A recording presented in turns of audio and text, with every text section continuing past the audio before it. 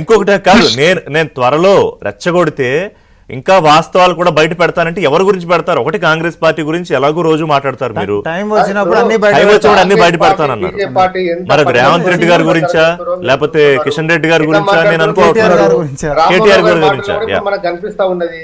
ఎందుకంటే ఎంతసేపు బీఆర్ఎస్ పార్టీలో కుమ్ములాటలు జరగాలి, మేము ఆనందపడాలి, ప్రజల దృష్టిని మళ్లించాలి, కాలం ఎలా చేయాలనే ఆలోచన ఇవాళ కాంగ్రెస్ పార్టీకి ఉన్నది. ఇవాళ 42% రిజర్వేషన్ అమలు చేయకుండా ఇవాళ స్థానిక సంస్థల్లో ఎన్నికలు పెట్టకుండా ఇవాళ తాత్సారం చేస్తున్న ఎవరండి? ఇవాళ కాంగ్రెస్ పార్టీ. కేటీఆర్ గారు బీసీలకు సంబంధించిన అంశం మీద సరే తర్వాత ఏంటంటే కాదు, మీరు ప్రజల దృష్టి మళ్లించడానికి చేస్తున్న ప్రయత్నం అని బీఆర్ఎస్ ప్రతినిధి శ్రీనివాస్ గారు చెప్తాడు ఆయన. ఎందుకంటే ప్రభుత్వాన్ని ఇరుకునబెట్టే వ్యాఖ్యలు కవిత గారు చేస్తుంటే వీళ్ళేమో తప్పుదారి పట్టించాడు కాదు, తండ్రిని ఇరుకునబెట్టేటటువంటివి వాళ్ళ సొంత పార్టీ ఇరుకునబెట్టేటటువంటి వ్యాఖ్యలు కవిత గారు చేస్తారు. రెండు ప్రశ్నలు. ఒక నిమిషం సీనన్న, ఒక సెకండ్ నా ప్రశ్నలకు జవాబు చెప్పు. ఈ పంచాయతీ మేము పెట్టింది ఏం కాదు, మీ ఇంటి పంచాయతీ మీరు బజార్లోకి వచ్చిందే, మేము పెట్టింది కాదు, మాకు సంబంధం లేదు, మాకు అంతకంటే కూడా అవసరం లేదు. మీ పంచాయతీలు మీరు లోపల ఏమైనా చేసుకోండి, మాకు అవసరం లేదు. వాస్తవానికి చర్చ పెట్టిండ్రు కాబట్టి మేము మాట్లాడుతున్నాం. నేను అడిగినటువంటి దానికి ఒకటే జవాబు చెప్పండి, ఒకటే జవాబు చెప్పండి. కాదు ఒకటే జవాబు చెప్పండి.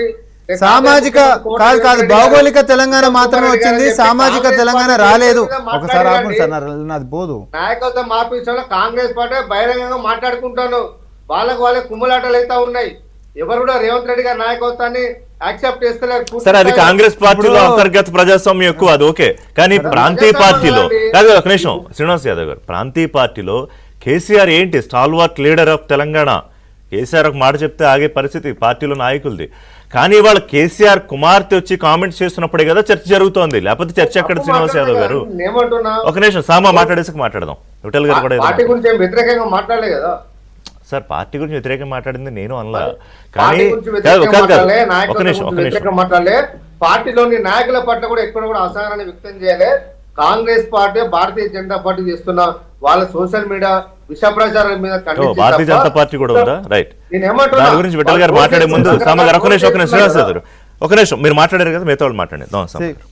రిషి గారు, మనం ఎన్ని మాట్లాడుకున్న స్వయ ప్రకటిత జాతీయ పార్టీ అయినటువంటి బీఆర్ఎస్ పార్టీ కానీ ప్రాంతీయ లక్షణాలను ఎప్పుడు కూడా పోగొట్టుకోలేదు. దానికి అల్టిమేట్గా కూడా డెసిషన్ మేకర్ ఎవరు అని అంటే కేసీఆర్ గారే.